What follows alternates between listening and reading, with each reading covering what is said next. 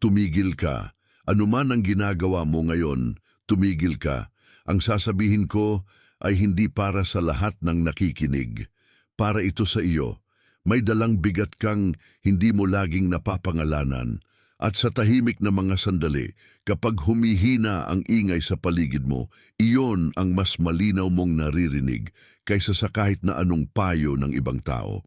Kapag natapos ito, makikilala mo ang mga palatandaang matagal nang dumadaan sa buhay mo. Mauunawaan mo ang isang pattern na palihim na pumipigil sa iyo. At may ipapahayag akong salitang itinatabi ko para sa sandaling ito lamang. Manatili ka rito hanggang sa dulo. Hindi ito salita para aliwin ka lamang. Ito ay para kilalanin ka.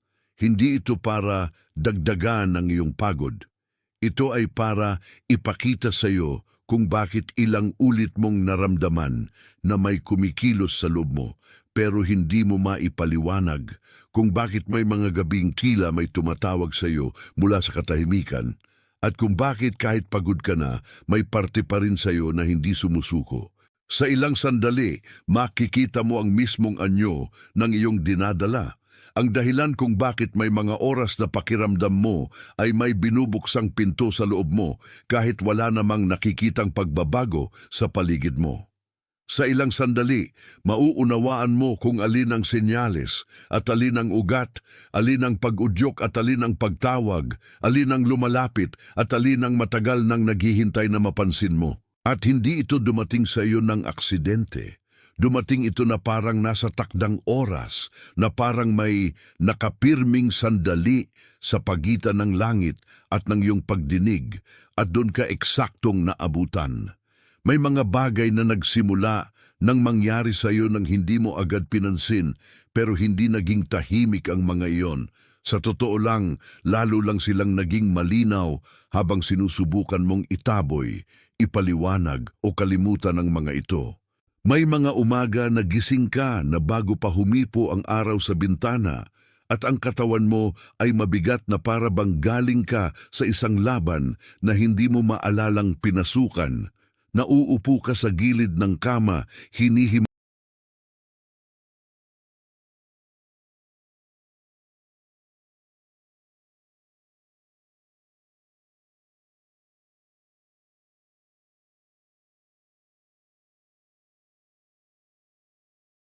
Pansin, kailangan mong maghanda ngayon. Naghanda ako ng eksklusibong material para sa mga nararamdamang inihiwalay para sa mas dakilang layunin, ngunit nabubuhay na napapaligiran ng ingay, mga abala at mental overload.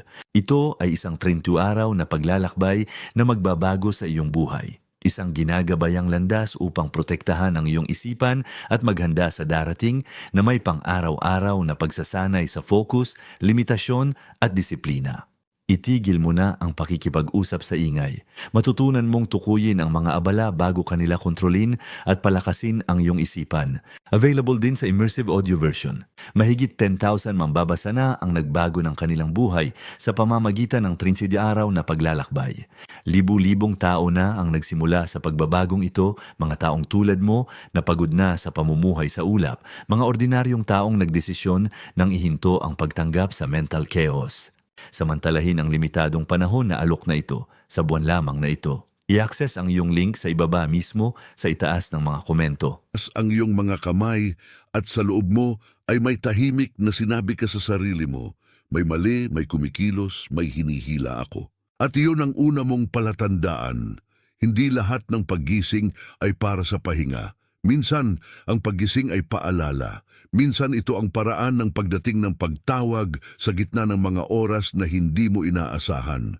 Ang loob mo ang unang nakaalam kahit ang isip mo ay nahuhuli pa. May mga sandali ring bigla kang napapahinto sa gitna ng maghapon dahil may bumibigat sa dibdib mo ng walang dahilan. Nasa tindahan ka, nasa biyahe ka, nasa kusina ka, nasa trabaho ka, at bigla na lang may alon na dumaan sa iyo. Parang may lungkot na hindi mo pagmamay-ari pero pansamantalang nakaupo sa balikat mo. At sa mga sandaling iyon, sinabi mo sa sarili mo, bakit ako ganito, bakit wala namang nangyari, bakit pakiramdam ko may kailangan akong unawain. Pero ang totoo, ang biglang pagdalaw ng damdaming hindi mo mapangalanan ay hindi laging kaguluhan. Minsan, ito ang pagigting ng isang bagay na matagal nang gustong mapansin. May mga pagkakataon ding may kausap kang dati nang malapit sa puso mo, pero habang nagsasalita sila, napapansin mong tila umaalis na ang dating bigat ng kanilang mga salita. Alam mo ang tono, alam mo ang pamilyar na paraan ng pagsagot. Pero hindi na sumasabay ang loob mo sa kanilang sinasabi. At tahimik mong sinasabi sa sarili mo, hindi na ito ang dati, hindi na ako hinuhuli nito, hindi na ako nakabuhol dito, hindi na sapat ang lumang paliwanag. Iyan ang ikatlong palatandaan kapag ang mga lumang usapan ay biglang pumapayat sa harap ng bagong paggising, hindi ka pinababayaan ng buhay mo. Sinisimulan ka nitong ihiwalay mula sa lumang balat na matagal mo nang sinusubukang bitawan. At may isa pang bagay na napapansin mo kahit paulit-ulit mo itong pilit na ipinapaliit, mga bilang sa oras, mga pagkakasunod-sunod, mga pagbubukas ng araw na parang may ritmo. Nakikita mo sila sa orasan, sa resibo, sa plaka, sa screen, at parang may bahagi sa iyo na napapatingin ng mas matagal kaysa dapat. At kapag nangyari iyon, may tahimik kang sinabi sa sarili mo, hindi ito basta-basta. Hindi ito nagkataon, may bumubulong dito. Hindi ito dahil mahina ka, ito ay dahil gising ang iyong pagdama sa paraang dati mong kinatatakutan. Kapag paulit-ulit ang tila simpleng tanda, hindi laging problema ang tinuturo nito. Minsan, kumpirmasyon ang laman nito. Kaya pakinggan mo ako ng maigi. Ang mga palatandaang ito ay hindi sugat na may kasalanan sa iyo. Ang mga ito ay mga kumpas ng paglapit, mga kumpas ng paghahanda, mga kumpas na nagsasabing may gumagalaw sa loob ng iyong kwento kahit ang iba ay walang nakikitang pagbabago sa ibabaw. Ang bigat sa dibdib mo ay hindi laging pagguho. Minsan, ito ang puwersa ng isang pintong hindi mo pa nabubuksan. Ang pagod sa katawan mo ay hindi laging pagkaputol. Minsan, ito ang katawan na nagsasabing may oras na para umalis sa lumang pag-ikot. Ang paglitaw ng mga senyales ay hindi parusa, ito ay paglapit. Huminga ka muna ng dahan-dahan kasama ko. Huwag mo munang sagutin ang kahit ano. Pakinggan mo lang ang paraan ng pagtapat ng mga salitang ito sa lugar sa loob mo na matagal nang naghihintay. Kung may isang pagkakataon sa huling mga sandaling ito na naramdaman mong may tumama sa loob mo, kung may isang sandali na tila may bumukas sa pagitan ng iyong pagod at iyong pagkilala, itype mo ang salitang 888 sa mga komento. Kapag ginawa mo iyon, kinikilala mo ang daloy na umaapaw, ang pagdating ng higit pa kaysa sa inakala mong kaya mong tanggapin. I-type mo ang 888 at pagkatapos ay bumalik ka agad sa akin. At ngayon, narito ang mas malalim na bahagi. Sa ilalim ng mga senyalis na iyon ay may iisang pattern, hindi maraming pattern, hindi 10, hindi magkakahiwalay na problema. Iisa lamang ang ugat ng paulit-ulit na pagkaputol, pag-atras, at panandaliang paglapit na nararanasan mo. Iisa lamang ang lumang daluyan na paulit-ulit na dinadaanan ng iyong puso tuwing may pagkakataon itong maniwala na maaari itong maging buo. Ang pattern na iyon ay ang tahimik na paghihintay na maunawaan ka bago ka makakilos, ang hindi nakikitang paniniwalang kailangan mong maging sapat na bago ka maging ligtas. Kaya tuwing may pinto kang nakikita, bigla kang humihinto. Tuwing may magandang bagay na lumalapit, bigla kang nag-iingat. Tuwing may bukas na posibilidad, bigla mong naririnig ang dati mong sinabi sa sarili mo. Huwag muna, baka hindi mo kayanin, baka hindi ito para sa'yo, baka maulit na naman. At sa ganoong paraan mo isinulat ang ilang bahagi ng buhay mo nang hindi mo namamalayan. Naghintay ka bago sumagot, nagantay ka bago tumanggap. Nagpasya kang umiwas bago pa man maliwanagan ang iyong loob. Hindi dahil mahina ka, kundi dahil may lumang aral na itinanim sa iyo na ang pagtanggap ay laging may kapalit na sakit. Kaya kapag may mabuting bagay na lumalapit, ang unang reaksyon mo ay hindi kapayapaan.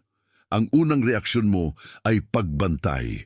Kapag may pag-ibig na lumalapit, binabantayan mo ang pintuan. Kapag may pagkakataon na lumalapit, sinusukat mo muna ang panganib. Kapag may pagkilos ang Diyos sa iyong buhay, sinusubukan mong unahan ito ng sariling pag-iingat. Pero hindi mo kasalanan na natutunan mo ito. Hindi mo kasalanan na may mga panahong mas ligtas ang maging maingat kaysa maging bukas. Hindi mo kasalanan na may mga pader kang itinayo bago mo pa naunawaan na pader na pala ang tinatawag mong proteksyon.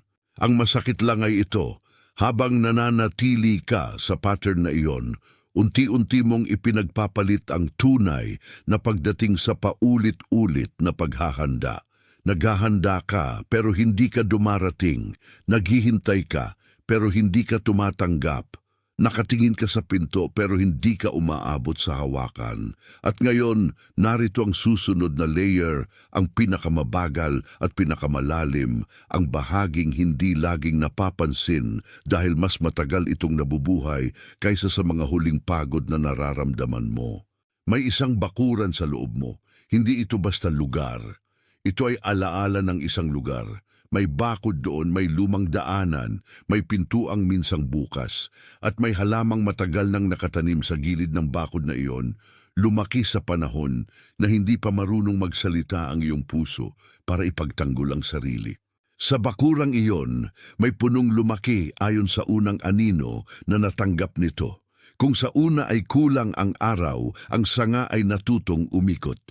Kung sa una ay maraming hangin, ang katawan ng puno ay natutong yumuko nang hindi agad nagbubukas. Kung sa una ay may mga kamay na dumaan, ngunit hindi na natili, ang ugat ay natutong kumapit ng mas mahigpit sa lupa kaysa dapat. At doon mo makikita kung bakit ka ganito tumugon sa mundo. Hindi ka basta sensitibo. May isang matandang hardin sa loob mo na nagturo sa iyo kung paano mabuhay nang hindi humihingi ng sobra, kung paano umiwas nang hindi nagpapaliwanag, kung paano makontento sa mga patak kapag ang puso mo ay tunay na naghahanap ng ulan. Alam mo ba ang pakiramdam ng isang bakurang matagal nang hindi nalalagyan ng sapat na liwanag? Ang mga dahon ay hindi agad nalalanta. Una, namumuti ang gilid. Ang mga tangkay ay hindi agad nababali. Una, naninigas sila sa paraan ng pagkapit. Ang mga bulaklak ay hindi agad nawawala. Una, nagiging maingat silang magbukas na para bang may utang sila sa hangin. Ganiyan ang nangyari sa iyong loob. May mga araw na natuto kang huminga ng mababaw dahil mas ligtas iyon kaysa huminga ng malalim sa harap ng hindi mo maipagkakatiwala ang kapaligiran. May mga oras na natuto kang magsalita ng kaunti dahil ang labis na katapatan ay maaaring tumbasan ng pagkabigo. May mga panahong natuto kang maging maliit upang hindi ka mapansin at ang pagiging maliit na iyon ay inakala mong kaligtasan. Ngunit ang bakurang ito ay hindi nanatiling walang buhay. Ang bagay na matagal mong itinago sa anino ay hindi namatay, napahinga lamang. Ang ugat na hindi mo nakita ay hindi naputol, nahiga lamang sa ilalim ng lupa, naghihintay ng panibagong panahon. Ang puno na inakala mong matigas na sa kawalan ay may natitirang pagdaloy pa rin sa pinakailalim. Kaya ngayon, kapag may hangin na dumaan sa paligid mo, hindi ka lamang naaapektuhan, naaalaala ka. Kapag may liwanag na bumubulusok sa pagitan ng mga anino, hindi ka lamang ginigising. Inaanyayahan kang makita na ang bakuran ay hindi ka kalaban. Ito ang lugar ng iyong mahabang pagtitiis at ngayon ay maaari nang magsimula ang pagbabalik ng buhay. Huminga ka muli at hayaang lumambot ang katawan mo sa sandaling ito. Wala kang kailangang patunayan sa pagitan ng iyong pagod at ng pag-aanyaya na ito. Kung ang bakurang ito, ang punong ito, ang tahimik na ugat na ito ay tumama sa isang lugar sa loob mo na hindi mo pa naipapaliwanag ng maayos, itype mo ang mga salitang ako ay handa. Huwag mo itong itype bilang hiling. I-type mo ito bilang pag-amin na may bahagi na sa iyo na tumatanggap na ng pagbabalik ng liwanag. I-type mo ang ako ay handa at bumalik ka agad sa akin. At ang pagbalik na iyon ay hindi tungkol sa pagpersa. Hindi ito tungkol sa pagbubuo mula sa wala.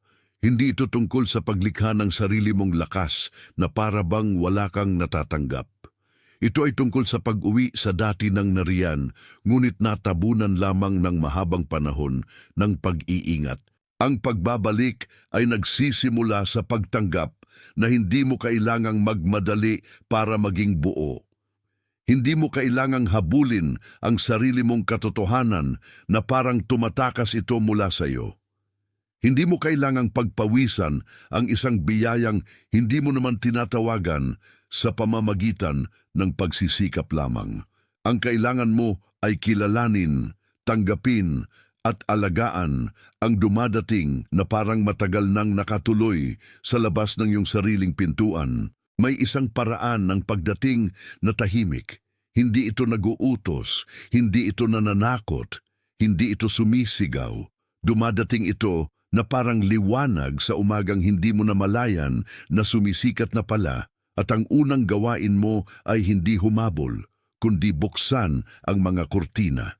Iyan ang unang pagsasanay mo, ang umagang pagtatatak. Bago mo hawakan ng anumang tao, anumang balita, anumang gawain, ilagay mo muna ang iyong kamay sa iyong dibdib at sabihin sa loob mo, narito ako. Hindi bilang pagmamayabang, hindi bilang pagpilit, kundi bilang simpleng katotohanan na hindi ka na kailangang mawala sa sarili mong araw. Sabihin mo, narito ang aking katawan, narito ang aking hininga, narito ang aking loob, at anumang bagay ang darating sa araw na ito, hindi ko ito sasalubungin mula sa pagkakawatak-watak. Sasalubungin ko ito mula sa pagkilala. Ito ang pagsasanay ng paglalagay ng tatak sa umaga, ang maamong paraan ng pagsasabing, hindi ako nakakalat sa lahat ng direksyon. Ako ay binubuo. Ang ikalawang pagsasanay ay ang pag-awit ng kapayapaan sa gitna ng ingay. Hindi mo kailangang hintayin na maging tahimik ang paligid mo para maging mapayapa. Hindi mo kailangang hintayin na humupa ang lahat ng tanong bago ka kumilos. Ang iyong gawain ay hindi kontrolin ang hangin. Ang iyong gawain ay matutong manahan habang umiihip ang hangin. Kapag may biglang bumalik na lungkot, huwag mo agad itong itulak. Kapag may biglang bumisita na takot, huwag mo agad itong sambitin bilang katotohanan. Kapag may biglang sumulpot na pag-aalinlangan, huwag mo agad itong gawing utos. Sa halip, pangalanan mo ang iyong nararamdaman at alalahanin na ang nararamdaman ay dumadaan lamang, ngunit hindi nito kailangang maghari. Alagaan mo ang iyong puso nang hindi ito kinakaladkad. Alagaan mo ang iyong loob nang hindi ito pinapagalitan. Alagaan mo ang iyong paniniwala nang hindi ito pinipilit lumipad bago pa ito marunong magbukas. Ang tunay na pag-angat ay hindi laging mabilis. Minsan, ito ay tahimik na pagpapatuloy. At may isa pang bagay kang dapat marinig. Hindi mo kailangang maging ibang tao para maging karapat-dapat sa pagbukas na ito. Hindi mo kailangang baguhin ang iyong pinanggalingan upang matanggap ang iyong pagdating. Hindi mo kailangang itanggi ang iyong pagod upang tanggapin ang iyong kapahingahan. Ang kailangan mo lamang ay panatilihing bukas ang loob mo sa paraang hindi na ito nagtatayo ng bagong pader sa bawat takot. Kapag dumating ang pag-aalinlangan, alagaan mo ito nang hindi ito sinusunod. Kapag dumating ang pag-asa, alagaan mo ito nang hindi ito pinapaliit. Kapag dumating ang tawag, alagaan mo ito nang hindi ito pinaghihinalaan. At kung may isang tanda na naramdaman mo ngayong gabi, na para bang may pumirma na sa loob mo, na para bang may isang lihim na pinto ang bahagyang bumukas, iwan mo ang isang tahimik na amen sa anyong isang like. Hindi bilang-bilang, hindi bilang metric, kundi bilang walang salitang pagsang-ayon na tama ang narinig mo at tama ang tumama sa iyo. Huminga ka muli. Hayaan mong manatili ang pagkilala sa loob mo ng ilang sandali pa. May isang tao kang naalala ngayon. Maaring matagal mo nang alam ang kanyang bigat. o bigla mo lang siyang naisip habang binabasa o pinakikinggan mo ito? Ang taong iyon ay madalas na tahimik, madalas na pagod, at madalas na nagtataguyod ng mabigat na puso na hindi niya ipinapakita sa lahat. Maaaring siya ay masipag sa paraang hindi napapansin. Maaaring siya ay maingat sa paraang minsan ay napagkakamalang malamig. Maaaring siya ay matapat sa paraang laging inuuna ang kapakanan ng iba bago ang sarili niyang pangangailangan. At kung siya ang pumasok sa isip mo, hindi iyon aksidente. Dalhin mo sa kanya ang mensaheng ito hindi bilang mungkahi, kundi bilang pagdadala. Gaya ng pagdating nito sa iyo sa itinakdang oras, maaari rin itong dumating sa kanya sa tamang sandali. May mga salitang hindi basta ipinapasa, inihahatid ang mga ito. At habang iniisip mo ang taong iyon, mapapansin mo rin kung gaano kalalim ang ginawa ng tahimik na daloy na ito sa loob mo. Hindi ka lamang nakinig, tinanggap mo. Hindi ka lamang umupo rito, tumanggap ka ng pagkilala. Hindi ka lamang dumaan sa mga salita. May parte sa iyo na pinangalanan na. Bago magsara ang sandaling ito, sabihin mo sa sarili mo ang panahong iyon na parang isang selyo. Ako ang pinili, hindi bilang paghahambog, hindi bilang pagkalimot sa iyong kahinaan, kundi bilang matatag na pag-alam na ang tawag sa iyo ay hindi nagkamali ng tinig. Ikaw ay pinagtitibay, ikaw ay hinahanda, ikaw ay inihahatid sa lugar na matagal nang naghihintay sa iyong pagdating. Ikaw ay tinatawag na muli sa sarili mong liwanag. Ikaw ay tinatawag na muli sa sarili mong kapayapaan. Ikaw ay tinatawag na muli sa sariling daan na hindi na kailangang ipagtabi pa ang iyong puso upang makatawid. Ikaw ay hindi huli. Ikaw ay hindi kulang. Ikaw ay hindi napag-iwanan. Ang tinig na umaabot sa iyo ngayon ay hindi nagmumula sa pagkondena. Nagmumula ito sa pagkilala na may natitira pang daan at ikaw ay kaya pa ring dalhin doon. Sa mga sandaling ito, sa iba't ibang dako ng mundo, may mga puso ring tumatanggap ng parehong pagkilala ng tahimik. May mga taong tahimik na umiiyak, may mga taong tahimik na umaasa, may mga taong matagal nang nagpapanggap na malakas habang ang loob ay naghahanap ng pahinga. At sa gitna ng lahat ng iyon, ikaw ay kasama. Hindi ka hiwalay sa dumadaloy na ito. Hindi ka naiwan, hindi ka nakaligtaan. Ang narinig mo ay para sa iyo at dahil para sa iyo ito, may ibang makatatanggap din sa pamamagitan ng iyong pagtanggap. Itinakda ito. Ikaw ay hindi lumalakad mag-isa sa sandaling ito. Ang bahaging matagal mong tinatago sa likod ng lakas, ng katahimikan, ng pagtitiis, ay nakikilala ngayon ng walang paghatol. Ikaw ay nakikita sa paraang hindi ka kailangang magpaliwanag. Ikaw ay pinagbubuklod muli sa lugar sa loob mo na hindi kailanman nawala kahit matagal mo itong hindi naramdaman.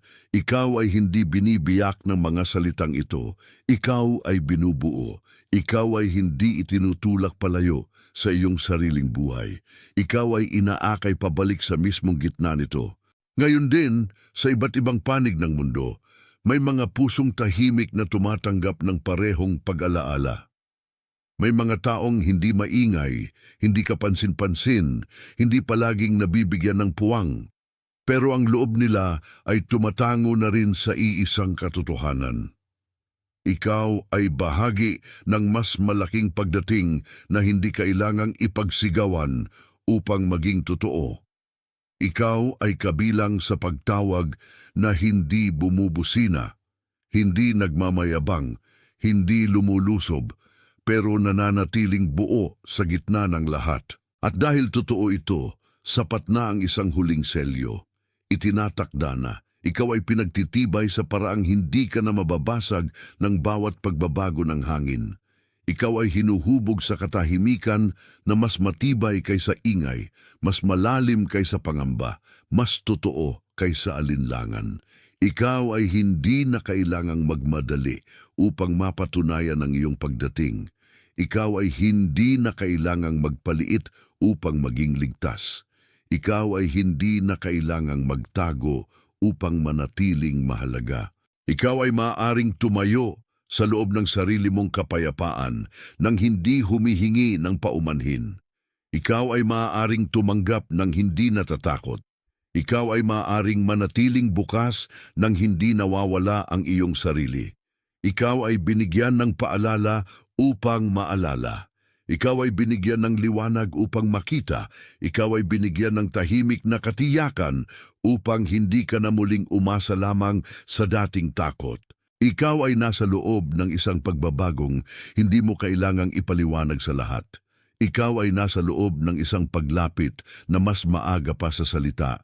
Ikaw ay nasa loob ng isang pagtawid na nagsisimula sa pagkilala at nagtatapos sa kapahingahan. At ngayon, sa gitna ng lahat ng ito, sa tahimik na pagkumpas ng oras at hininga, may isang bagay na mas matibay kaysa sa pangamba mo at iyon ay ang katotohanang hindi ka na nananatiling pareho.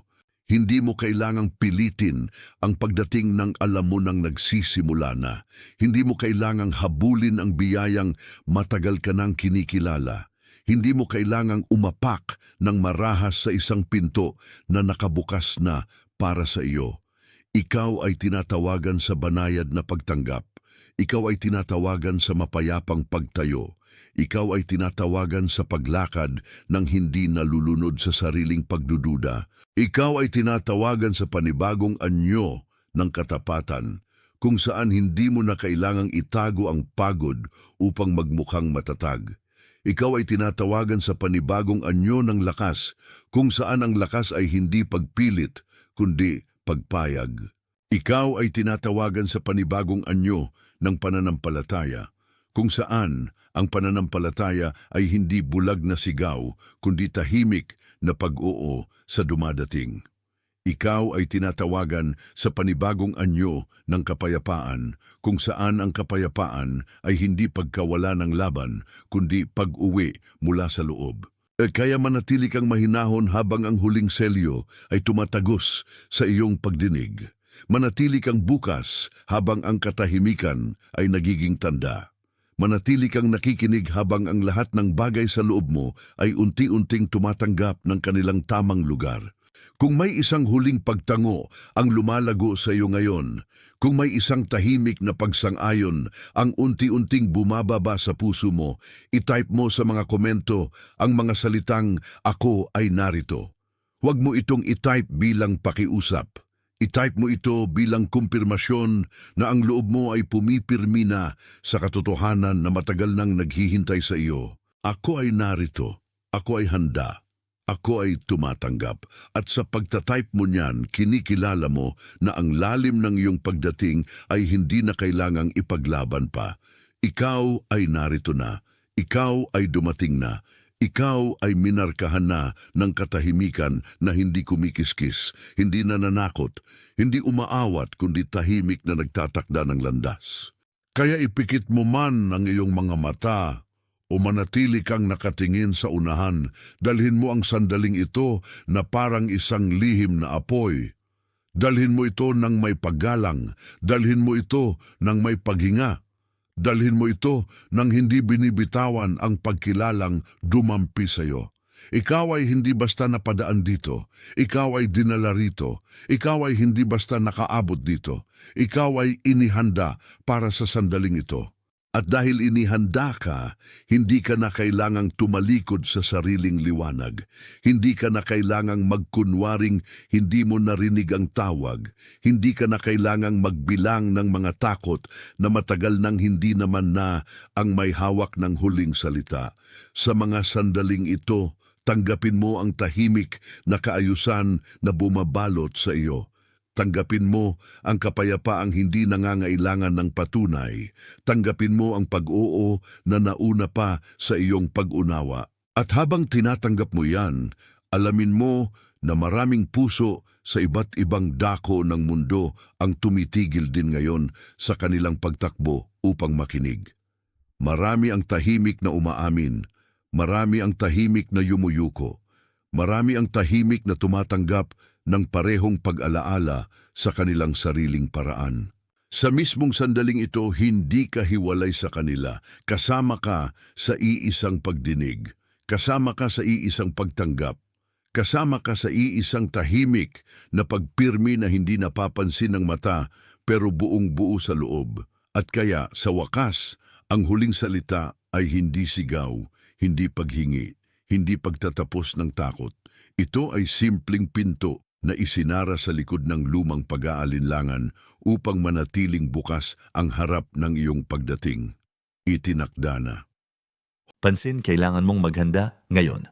Naghanda ako ng eksklusibong material para sa mga nararamdamang inihiwalay para sa mas dakilang layunin, ngunit nabubuhay na napapaligiran ng ingay, mga abala at mental overload. Ito ay isang 30 araw na paglalakbay na magbabago sa iyong buhay. Isang ginagabayang landas upang protektahan ang iyong isipan at maghanda sa darating na may pang-araw-araw na pagsasanay sa focus, limitasyon at disiplina. Itigil mo na ang pakikipag-usap sa ingay. Matutunan mong tukuyin ang mga abala bago kanila kontrolin at palakasin ang iyong isipan.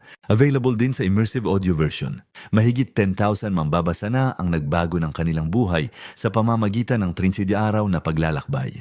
Libu-libong tao na ang nagsimula sa pagbabagong ito, mga taong tulad mo na pagod na sa pamumuhay sa ulap, mga ordinaryong taong nagdesisyon nang ihinto ang pagtanggap sa mental chaos. Samantalahin ang limitadong panahon na alok na ito sa buwan lamang na ito. I-access ang iyong link sa ibaba mismo sa itaas ng mga komento.